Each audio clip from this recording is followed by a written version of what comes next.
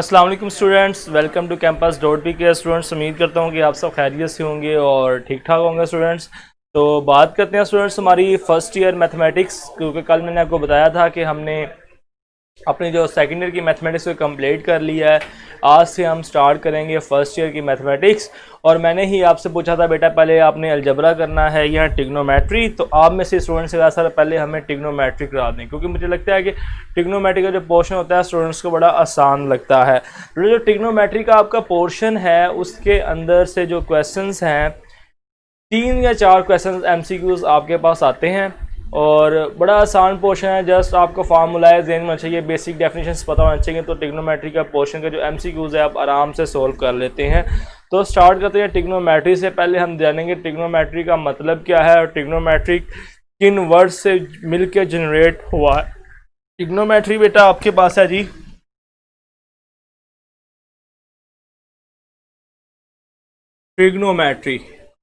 Trigonometry मतलब basically 3 word से generate हुआ है जी। एक आपके पास है जी ट्राई, एक आपके पास है गोनी और एक आपके पास है जी मेट्रोन। अगर इन तीनों वर्ड्स को हम कंपाइल कर दें तो उससे मिलके बना आपके पास ट्रिग्नोमेट्री। ट्राई का मतलब होता है बेटा 3, गोनी का मतलब होता है एंगल और मेट्रोन का मतलब होता है जी मेजरमेंट। तो इसका जो मतलब आपके पास हो गया जी measurement of triangle, measurement of triangle. अच्छा, ये जो आपके सामने मैंने लिखा है ना ट्राई एंगल और मेजरमेंट, ये बड़े इंपॉर्टेंट है। कभी कभार आपके पास यहाँ से ही एमसीक्यूज आ जाता है, बेसिक एमसीक्यूज आपके पास आया था जी। ट्राई का मतलब क्या है, गोनी का मतलब क्या है और मेट्रोन का मतलब क्या है, ये भी आपके पास एमसीक्यूज आ जाता होता है कभी कभार। ओके, चलिए बेटा उसके बाद सबसे बेसिक बात है जी एंगल की। एंगल क्या है आपके पास, एंगल क्या है बेटा आपके पास, 2 कॉमन रेस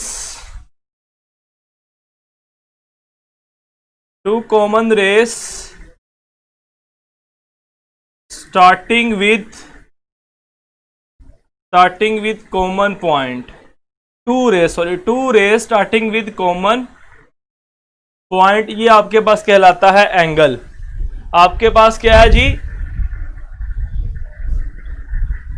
आपके पास बेटा एंगल है जी 2 rays starting with common point. 2 rays जिनका स्टार्टिंग कॉमन पॉइंट सेम होता है वो मिलके एंगल बनाती हैं। फॉर एग्जांपल एक रे आपके पास ये है और दूसरी रे आपके पास ये है, दोनों का स्टार्टिंग जो पॉइंट है वो कॉमन है, ये दोनों रेस मिलके आपके पास बनाती हैं एंगल। ये आपके पास आ गया जी बेटा एंगल। इस रे को आप बोलते हो इनिशियल रे,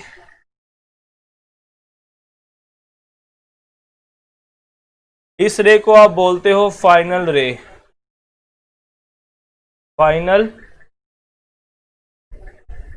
और इस पॉइंट को आप बोलते हो वर्टेक्स। ये आपके पास कहलाता है वर्टेक्स। जहां पे एंगल स्टार्ट होता है वो इनिशियल रे, जहां पे रुकता है वो आपके पास फाइनल रे, और जो कॉमन पॉइंट उसे आप बोलते हो वर्टेक्स। और बेटा अगर एंगल आपके पास एंटी क्लॉकवाइज हो, एंटी क्लॉकवाइज, या फिर वो एमसीक्यूज में वर्ड यूज करता है काउंटर क्लॉकवाइज,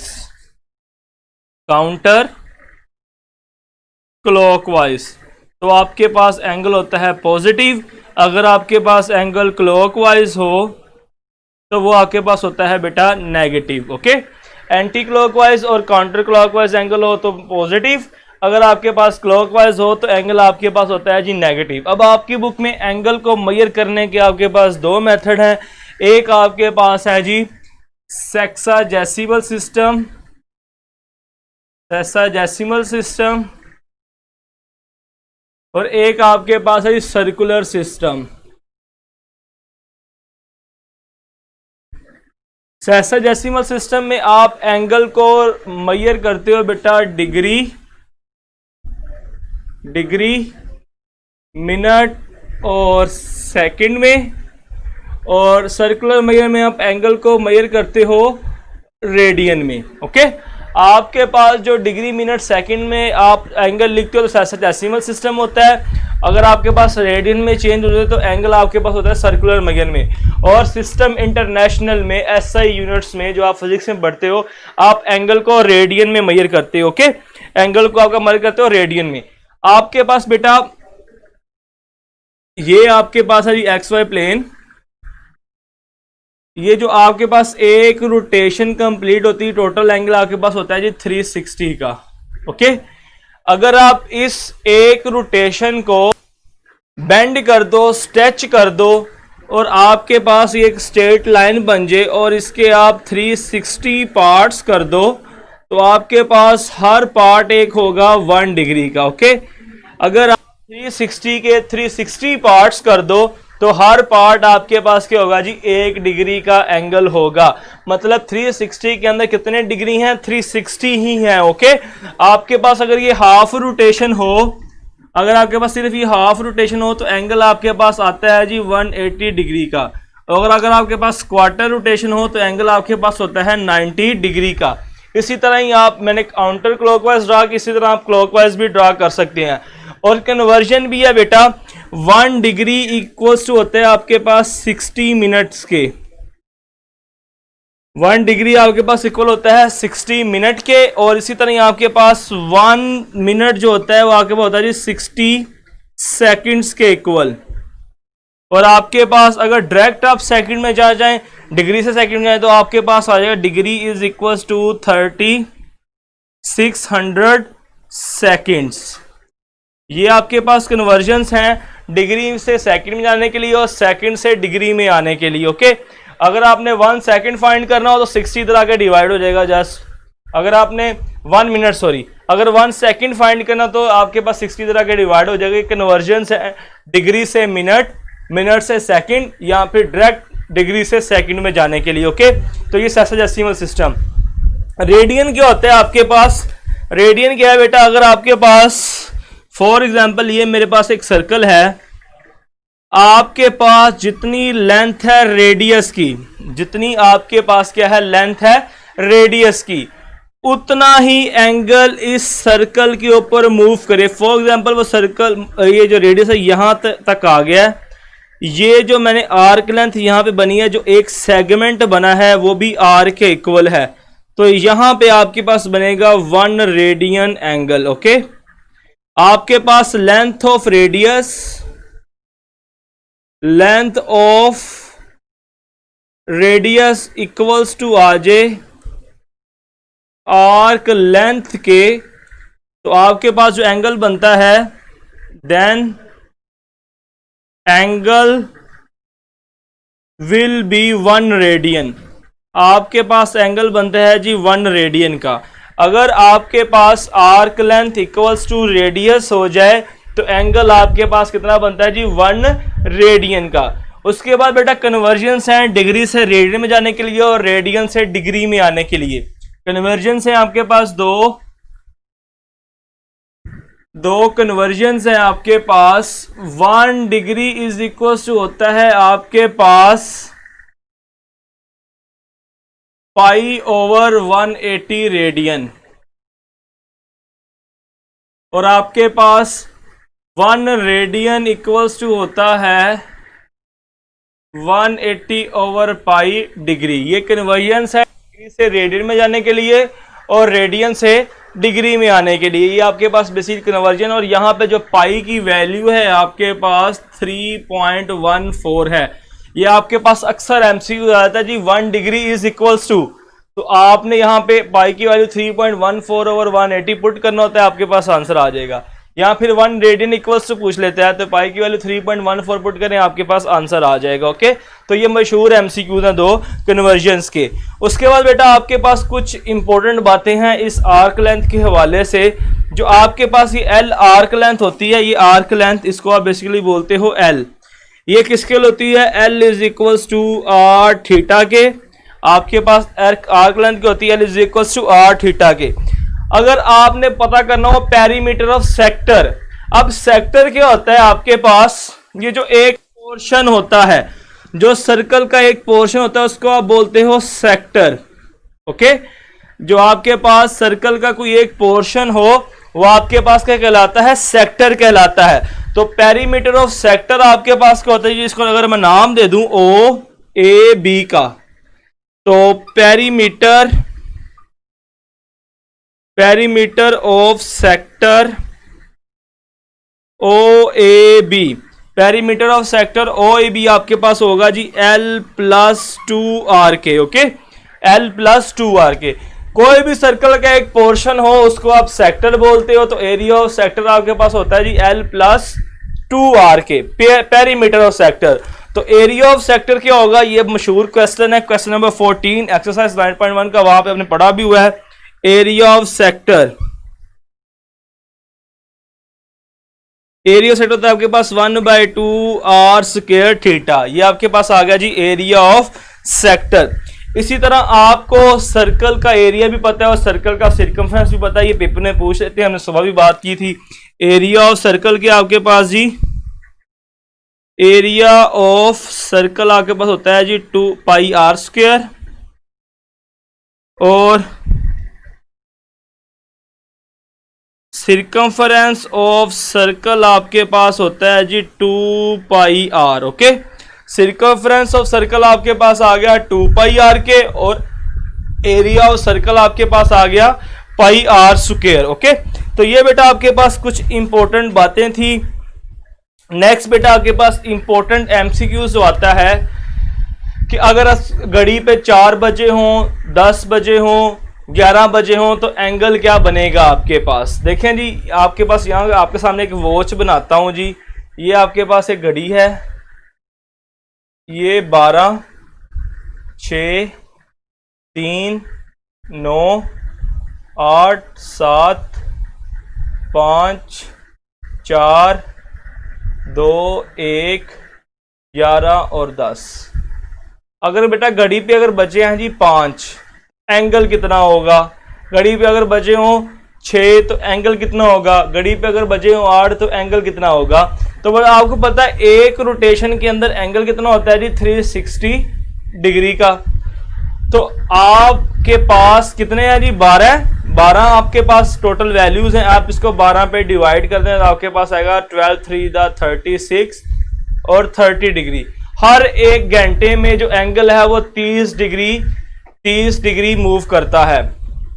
तो आपके पास देखें जी 12 से 1 बजेंगे तो सुई 30 डिग्री मूव करेगी, 1 से 2 करेंगे तो 30 डिग्री, 2 से 3 30 डिग्री, इस तरह हर घंटे के बाद एंगल 30 डिग्री मूव होगा। ओके, तो आपके पास जब 5 बजेंगे तो कितना होगा, देखिए जी 1 2 3 4 5 5 30 को मल्टीप्लाई आपके पास 150 डिग्री एंगल आ जाएगा।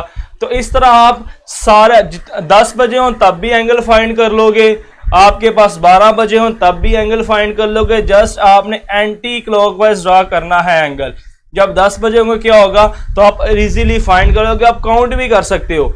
हर घंटे में 30 डिग्री मूव करता है जी एंगल।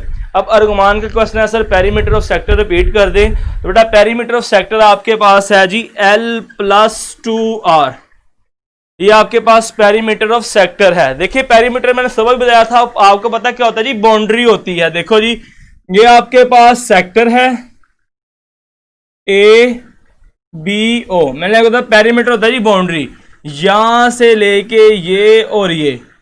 आपको पता है ये क्या है, ये आपके पास L है, ये क्या है आपके पास R, ये क्या है आपके पास R, इनको ऐड कर दो R+R+L, क्या आएगा 2R+L, पेरीमीटर ऑफ सर्कल आ गया। आपके माइंड में बेसिक कॉन्सेप्ट होना चाहिए, बस बेसिक कॉन्सेप्ट आपके माइंड में तो आप हर चीज फाइंड कर लोगे। और गुमान बेटा पेरीमीटर ऑफ सेंटर समझ आ गया अब क्या होता है जी।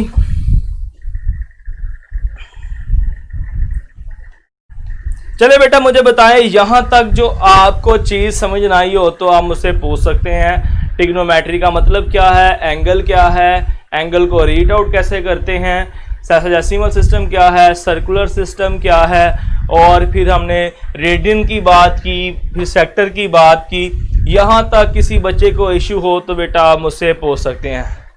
एनी क्वेश्चन बेटा जल्दी कीजिएगा, किसी बच्चे का यहां तक कोई क्वेश्चन हो तो मुझसे पूछ सकता है। होपफुली जो अर्गुमान का क्वेश्चन था वो उसको क्लियर हो चुका होगा, पेरीमीटर ऑफ सेक्टर क्या है। बड़ी आसान बातें हैं, इसमें कोई मुश्किल बात नहीं थी, ये सारी बातें यहाँ पहले भी पढ़ चुके हैं।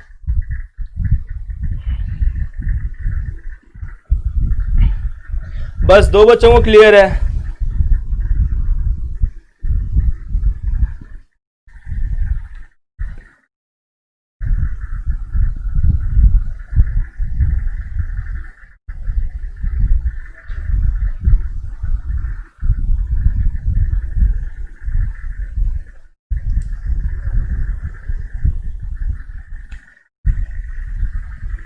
आपके पास उस्मान कह रहा है कि सर जी 8 बजे हैं सुबह मॉर्निंग जब मैं उठा, उसके बाद अगर 2 बजे तो कितना एंगल होगा? ये 8 बज गए हैं, आपके पास 60, 90, 120, 130 और 180। बेटा 180 एंगल होगा जी जब आप सुबह उठे।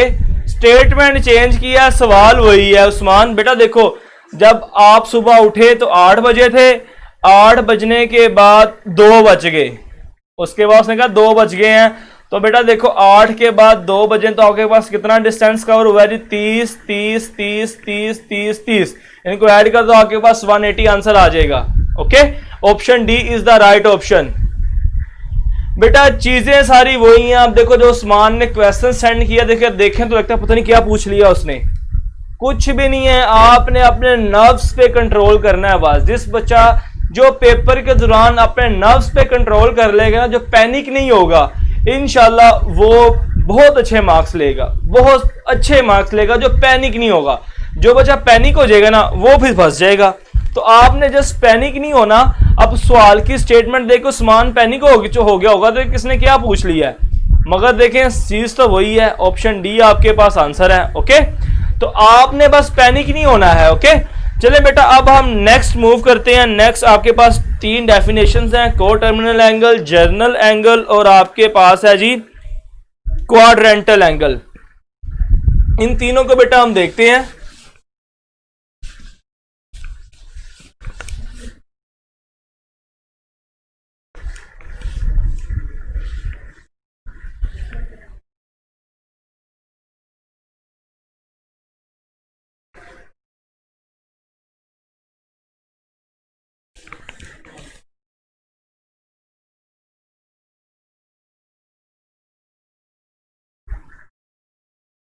चलिए बेटा, को टर्मिनल एंगल आपके पास है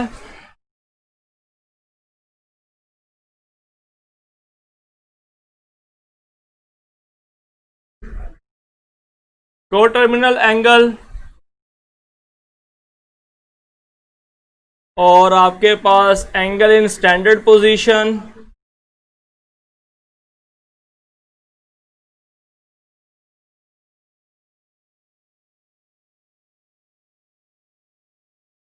और तीसरी वाली आपके पास है जी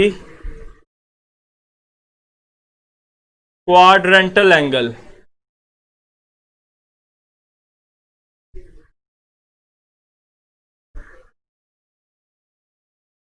तीन बातें हैं। जर्नल एंगल, इसको आप जर्नल एंगल भी बोलते हो, को टर्मिनल एंगल को।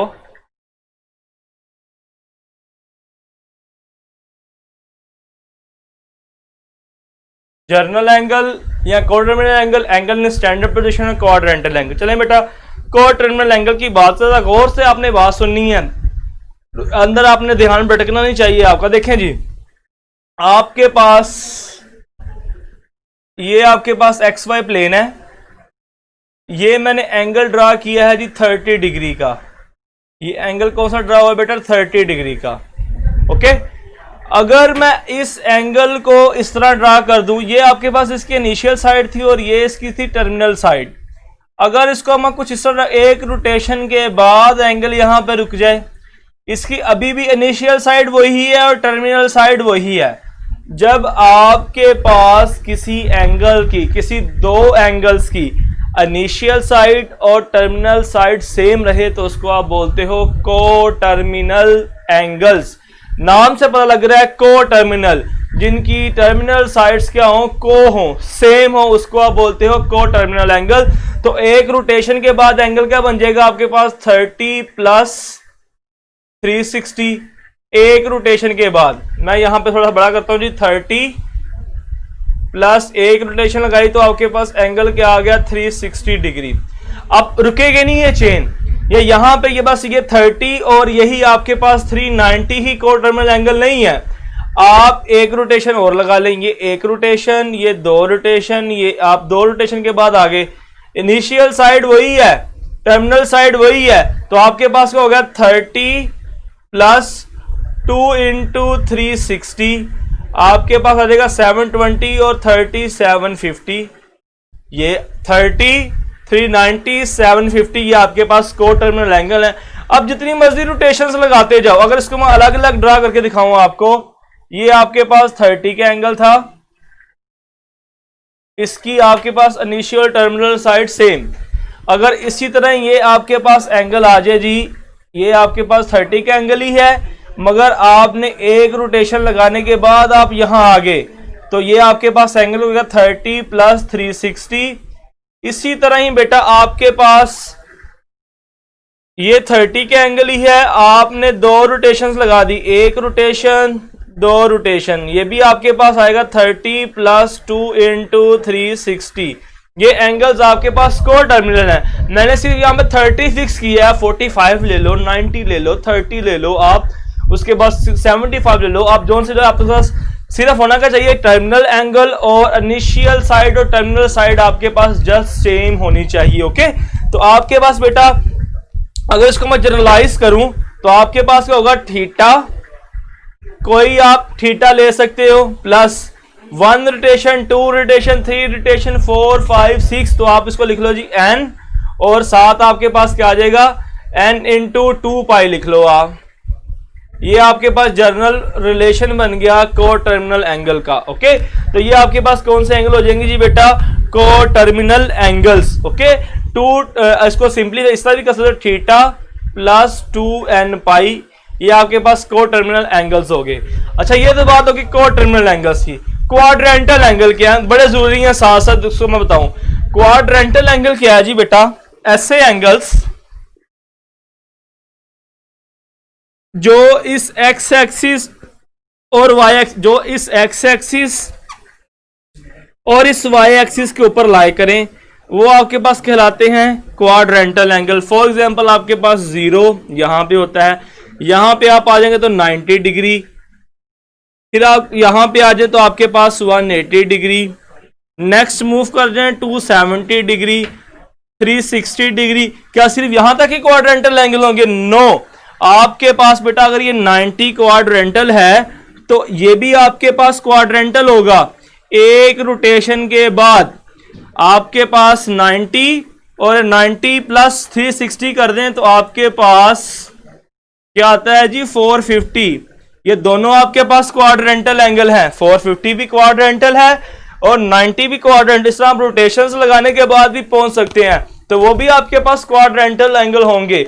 अब दोनों में चीज सेम क्या है, आपके पास जो क्वाड्रेंटल एंगल है वो को टर्मिनल भी हो सकते हैं। जैसे आप 90 और 450 को ले, देखें जी इनकी इनिशियल साइड सेम और इनकी टर्मिनल साइड भी सेम है, तो ये आपके पास को टर्मिनल भी हैं। every quadrantal angle is a every two quadrantal angle is a coterminal but every coterminal is not a quadrantal। ये बात बड़ी इंपॉर्टेंट है। हर दो क्वाड्रेंटल एंगल, जैसे मेरे पास यहाँ पे 90 और 450 आ गया है, ये दोनों आपके पास कोटर्मिनल भी हैं और क्वाड्रेंटल भी हैं। तो जो क्वाड्रेंटल एंगल हैं वो कोटर्मिनल भी हो सकते हैं, बट जो आपके पास कोटर्मिनल है वो हमेशा कोटर्मिनल रहेंगे, वो क्वाड्रेंटल नहीं होंगे। तीसरी बात बेटा आपके पास है angle in a standard position. Angle standard position में कब होता है? जब उसका जो वर्टेक्स है, वर्टेक्स क्या होता है? जो कॉमन पॉइंट होता है दो रेस का, जो वर्टेक्स है वो ओरिजिन पर हो, जैसे ये मैंने ओरिजिन पर कॉमा लगाया, और उसकी जो इनिशियल साइड है वो पॉजिटिव एक्स एक्सिस पे हो, तो वो एंगल आपके पास कहलाता है एंगल इन स्टैंडर्ड पोजीशन। दो बातें हैं, पहली बात क्या है? वर्टेक्स एट ओरिजिन, जो वर्टेक्स है वो ओरिजिन पे हो। दूसरी बात आपके पास क्या है कि जो इनिशियल साइड है, इनिशियल साइड वो आपके पास कहां पे हो जी? ऑन पॉजिटिव एक्स एक्सिस, तो आपके पास ये एंगल इन स्टैंडर्ड पोजीशन कहलाता है। उसके बाद बेटा आपके पास राइट एंगल ट्राइंगल तो देखें, राइट एंगल ट्राइंगल क्या है, जिसमें एक एंगल 90 का हो वो क्या कहलाती है आपके पास राइट एंगल ट्राइंगल। और आपको पता है 90 के सामने वाली साइड कौन सी होती है आपके पास, हाइपोटेन्यूज। और अब मुझे बताएं बेस कौन सा है और परपेंडिकुलर कौन सा है। 99% स्टूडेंट्स को नहीं पता होता, बच्चे पीएचडी कर जाते हैं, एमफिल कर जाते हैं, एमएससी कर, उनको ये नहीं पता होता कि दूसरी साइड कौन सी है, परपेंडिकुलर कौन सी है और बेस कौन सी है। जी बच्चों आप बता सकते हो, आप ई कैट पढ़ रहे हो तो ई कैट पढ़ रहे हो तो ई कैट की तो बड़ी कॉन्सेप्ट है, उसके बच्चा मुझे बता सकता है कि बेस कौन सी होगी और परपेंडिकुलर कौन सी होगी।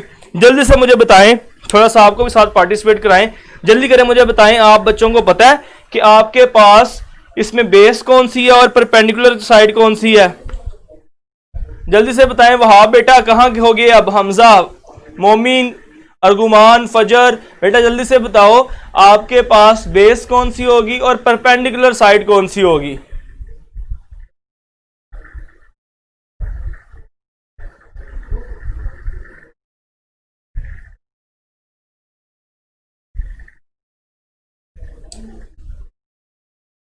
अर्गुमान का आंसर रॉन्ग है।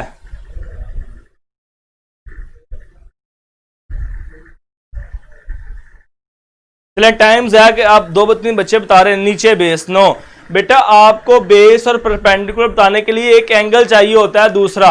अगर वो दूसरा एंगल आपके पास यहां पर है थीटा, तो इसके जो ऑपोजिट साइड होगी वो परपेंडिकुलर होगी और जो बच गई है वो बेस। और अगर आपके पास ये एक और राइट एंगल ट्राइंगल है, ये सामने हाइपोटेन्यूज है आपके पास और ये एंगल थीटा यहां पर है, तो इसके सामने वाली साइड आपके पास परपेंडिकुलर होगी और जो बच जाएगी वो क्या होगी आपके पास बेस होगी। जब तक 90 के अलावा दूसरा एंगल नहीं होगा तब तक हम नहीं बता सकते कि बेस कौन सा है और परपेंडिकुलर कौन सा है। नेक्स्ट बेटा आपके पास ट्रिग्नोमेट्री रेशोस उसे क्यों कहते हैं कि वो ट्राइंगल, राइट एंगल ट्राइंगल की रेशोस से बनती हैं। आपके पास जो साइन थीटा होता है वो ट्राइंगल का क्या होता है जी, हाइपोटेन्यूज और परपेंडिकुलर की रेशो होती है। इसको आप याद भी कर सकते हो, some people have curly brown hair through proper brushes, तो आप पढ़ के आए हो, आप सारे बच्चों को होपफुली ये चीज पता होगी। तो ये आपके पास आ गया cos theta base over hypotenuse, और ये होता है जी परपेंडिकुलर ओवर हाइपोटेन्यूज, और tan आपके पास क्या होता है जी परपेंडिकुलर ओवर बेस। और साइन का उलट आपको पता है क्या होता है जी कोसेकेंट थीटा जो h ओवर p होता है, और cos का उलट आपके पास सीकेंट थीटा जो आपके पास होता है जी h ओवर b, और tan का होता है जी आपके पास कोट थीटा जो होता है जी b ओवर p। ये सारी 6 की 6 ट्रिग्नोमेट्रिक फंक्शंस आपको पता है। इनको रेशोस क्यों बोलते हैं, क्योंकि ये राइट एंगल ट्राइंगल की साइड्स की रेशोज होती हैं। और आपको पैथागोरस थ्योरम का पता है जी, पैथागोरस थ्योरम क्या होता है जी हाइपोटेन्यूज का square is equals to perpendicular का स्क्वायर प्लस बेस का स्क्वायर। बड़ा ही इंपॉर्टेंट फॉर्मूला पैथागोरस थ्योरम। उसके बाद बेटा अगर बात करूं तो इसके अंदर जो इंपॉर्टेंट बात है, ऑल स्टूडेंट्स टेक्स कॉफी, इस सेंटेंस से आप सारे बच्चे समझ गए होंगे मैं क्या कहना चाह रहा हूं जी। ऑल स्टूडेंट्स टेक्स कॉफी क्या मतलब है इसका, आपके पास बेटा ये है जी एक्स वाई प्लेन या रेक्टेंगुलर कोऑर्डिनेट सिस्टम, ये आपके पास क्वाड 1, ये आपके पास क्वाड सेकंड, ये आपके पास थर्ड क्वाड्रेंट, और ये बच्चों आपके पास है जी फोर्थ क्वाड्रेंट। यहां पे आपके पास ऑल पॉजिटिव, सारे के सारे 6 के 6 ट्रिग्नोमेट्रिक फंक्शंस पॉजिटिव होते हैं। सेकंड क्वाड्रेंट में आपके पास साइन थीटा और कोसेकेंट थीटा पॉजिटिव, और जो थर्ड में आपके पास होता है जी cot theta and tan theta positive, और फोर्थ के अंदर आपके पास है जी कोस थीटा और सीकेंट थीटा पॉजिटिव। बाकी सेकंड के अंदर भी 4 नेगेटिव, यहां पे भी 4 नेगेटिव, और यहां पे भी आपके पास 4 नेगेटिव। इसका सेंटेंस लिख दूं तो आगे पास क्या है जी, ऑल स्टूडेंट्स टेक्स कॉफी। और नेक्स्ट बेटा जो इंपॉर्टेंट इंफॉर्मेशन है इस चैप्टर के अंदर वो क्या है जी, आपके पास अगर आपके पास साइन के अंदर एंगल नेगेटिव हो तो वो माइनस बाहर आ जाता है। इस तरह इसके उलट के अंदर भी एंगल नेगेटिव हो तो वो साइन आपके पास क्या होता है जी, बाहर आ जाता है। उसके बाद अगर कॉस के एंगल में नेगेटिव हो तो माइनस अब्जॉर्व हो जाता है, माइनस ख़त्म हो जाता है। और अगर आपके पास इसका ऑर्डर जो सीकेंड है उसके एंगल में माइनस हो तो तब भी माइनस अब्जॉर्व हो जाता है। टेन के एंगल में अगर माइनस हो तो माइनस आपके पास अगेन बाहर आ जाता है, माइनस टेन थीटा। और इसी तरह इसके अगर कोड जो इसका उलट है उसके एंगल में माइनस हो तो माइनस आपके पास बाहर आ जाता है।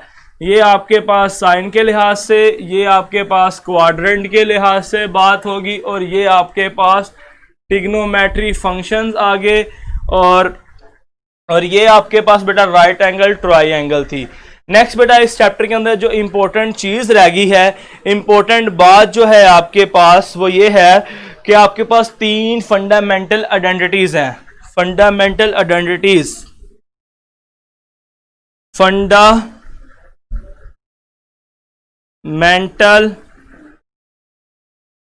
आइडेंटिटीज, तीन आपके पास फंडामेंटल आइडेंटिटीज हैं। कौन कौन सी हैं जी, बड़ी मशहूर जमाना, sine square theta plus cos square theta is equal to 1 plus tan square theta is equal to secant square theta. और जो आपके पास थर्ड वन है वो है जी आपके पास 1 plus cot square theta is equal to cosecant square theta. Okay, ये तीन आइडेंटिटीज बेटा बहुत मशहूर आइडेंटिटीज हैं, इनको भी आप तैयार करना है, इनसे रिलेटेड भी पेपर में एमसीक्यूज पूछा जा सकता है। तो बेटा ये मैंने आपका जो चैप्टर नंबर 4 है ओवरऑल समराइज कर दिया है। होपफुली आप सारे बच्चों को ये चीज़ें पता होंगी और बड़े अच्छे तरीके से आपने फर्स्ट ईयर में भी की होंगी। बेटा मुझे बताएं जी, ये जो दूसरा वोट अभी मैंने किया सारे बच्चों को क्लियर है, इसके अंदर किसी किस्म का प्रॉब्लम तो नहीं है आप बच्चों को? जल्दी कीजिएगा बेटा, बताएं जरा जल्दी से। सारे बच्चों को क्लियर है, किसी बच्चे को इशू तो नहीं?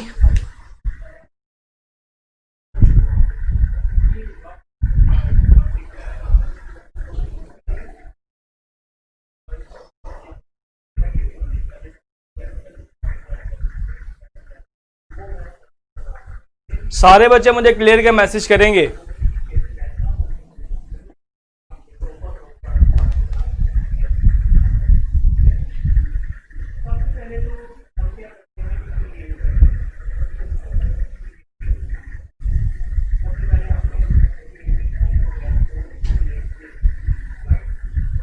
सब बच्चों को क्लियर है?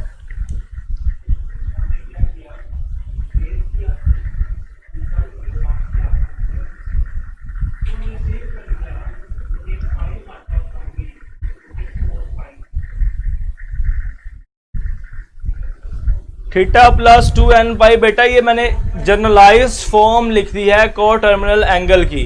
जर्नलाइज्ड फॉर्म में जैसे मैंने एक बना था theta plus 1 360, theta plus 2 360, theta plus 360, ये भी आपके पास को टर्मिनल एंगल ही आएगा 30 का। तो इसको मैंने 1 2 3 को लिख दिया जी, 30 को लिख दिया थीटा, ये जो 1 2 3 है मैंने n कह दिया, और ये 60 होता है आपके पास 2 पाई, तो आ जाएगा थीटा प्लस 2n पाई, जनरलाइज्ड फॉर्म। सारे बच्चों को क्लियर है? तो चले बेटा फिर मूव करते हैं चैप्टर नंबर 11 के ऊपर। चैप्टर नंबर 11 के अंदर दो ही बातें इंपॉर्टेंट है, एक पीरियड ऑफ अ फंक्शन और एक डोमेन ऑफ अ रेंज। तो डोमेन ऑफ अ रेंज लिखवाता हूं पहले, फिर आपको बताऊंगा उससे रिलेटेड एमसीक्यूज पेपर में किस तरह का आपसे पूछा जाएगा डोमेन और रेंज का। ओके, अभी तक मुझे बता दें जो चैप्टर नंबर 9 हमने कंप्लीट किया है, सारे बच्चों को क्लियर है? किसी बच्चे को किसी किस्म का इशू तो नहीं, कंफ्यूजन तो नहीं है? अच्छा, जाम खान कह रहा है बैटरी लो है, तो बेटा बैटरी चेंज मैं करवा देता हूं अभी। चले मैं बैटरी का कहता हूं बेटा, एक मिनट ठहरिएगा।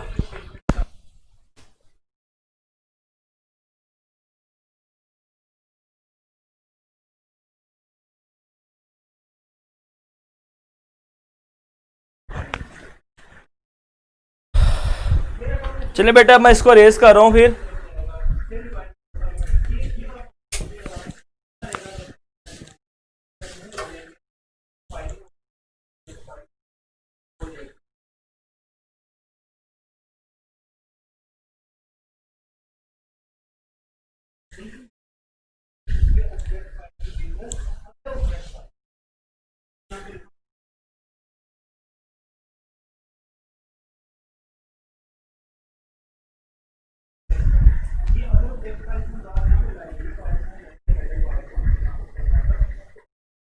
अच्छा जी, 2-3 क्वेश्चंस आए हैं आपके पास। एंगल इन स्टैंडर्ड पोजीशन क्या है? तो बेटा एंगल इन स्टैंडर्ड पोजीशन ये है कि जो एंगल है उसका जो वर्टेक्स है वो ओरिजिन हो। आपको पता है एंगल दो आपके पास रेज हो, ये आपके पास इनिशियल रे होती है और ये आपके पास फाइनल रे, और जहां पे दोनों लाइनें मीट कर इसको आप बोलते हो वर्टेक्स।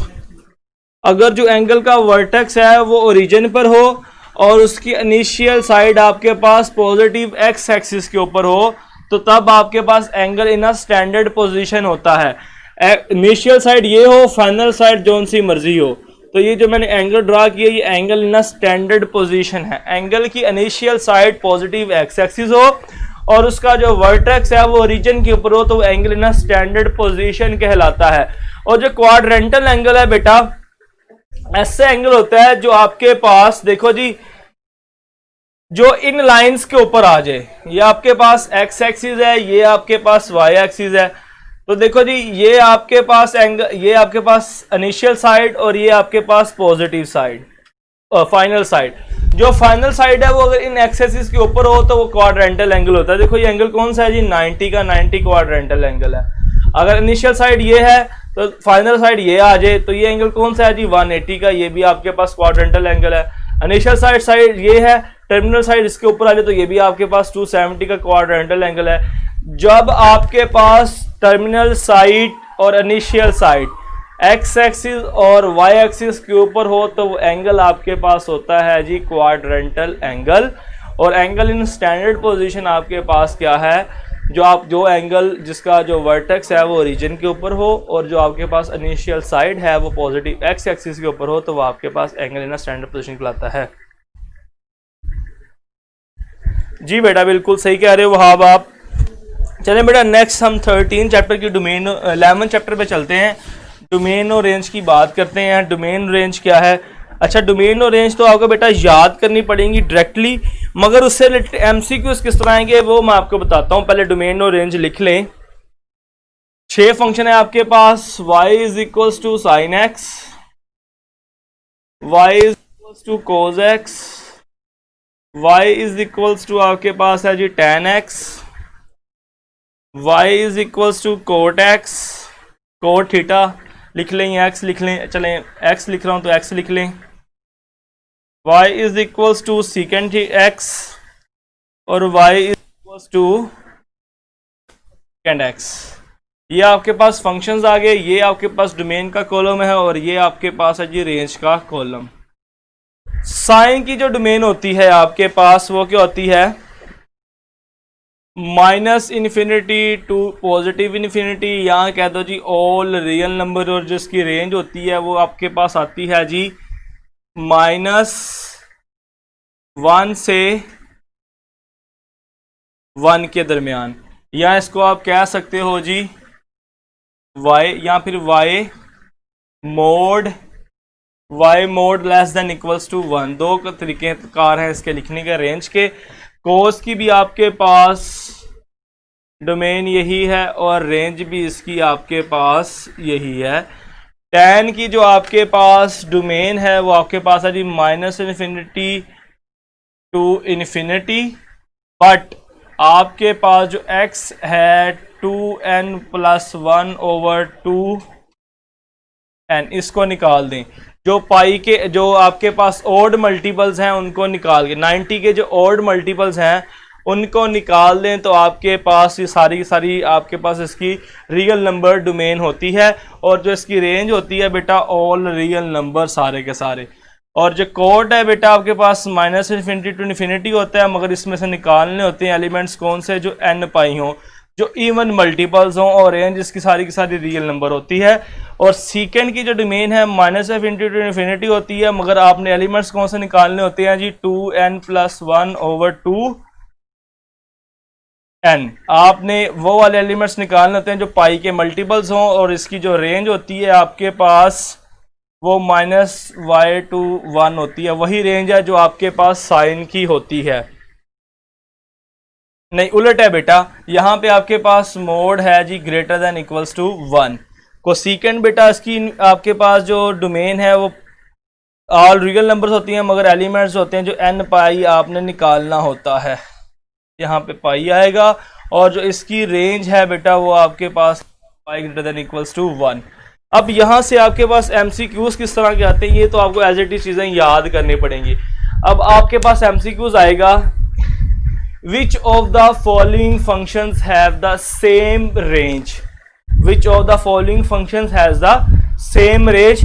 नीचे ऑप्शंस बनी होंगी, देखें जी रेंज किन की सेम है, साइन कोस की भी सेम है, टैन कोट की भी सेम है, और सीकेंड कोसेकेंड की भी आपके पास रेंज क्या है, सेम है। नीचे ऑप्शंस आई होंगी, साइन कोस, टैन कोस, कोसेकेंड कोट, तो आपके पास क्या आएगा, साइन कोस वाली आ जाएगी, tan secant, cot cosecant. Okay, फिर सिंपल्स वाले भी आ सकते हैं आपके पास कि साइन की डोमेन क्या है, टैन की डोमेन क्या है, ये सवाल भी आपके पास इस तरह के आ सकते हैं। ये मैं प्रीवियस क्वेश्चंस जो आपके पास आ चुके हैं वही बात करूं, मैं यहाँ पे MCQs नहीं लिख रहा।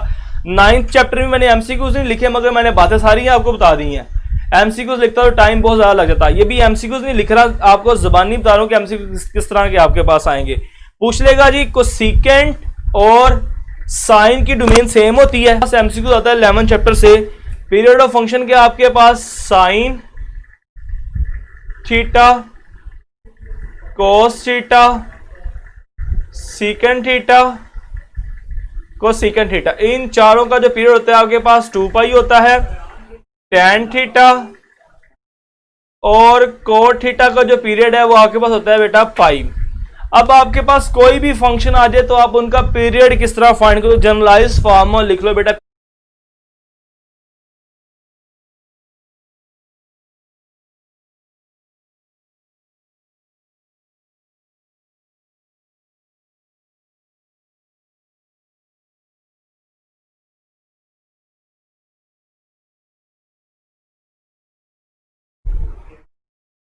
चलिए बेटा, लाइट की वजह से इशू आ गया था, जिस वजह से हमारे क्लास के अंदर थोड़ा इंटरप्शन आ गई, तो हम पीरियड ऑफ फंक्शन के ऊपर थे और मैं जनरलाइज फार्मूला आपको लिखवा रहा था कि आपके पास जनरलाइज फार्मूला क्या है पीरियड ऑफ फंक्शन का, पीरियड ऑफ फंक्शन ओवर के।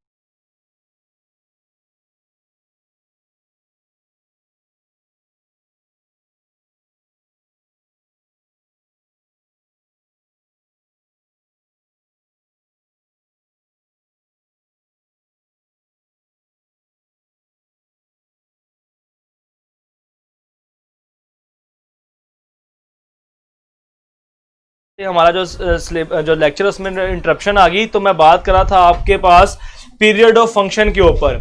पीरियड ऑफ फंक्शन की बेटा बात था आपके पास, मैंने फॉर्मूला लिखा है आपके सामने, F of K pi is equals to period of function over K. आपके पास कौन सा भी फंक्शन हो तो आप इस फॉर्मूले के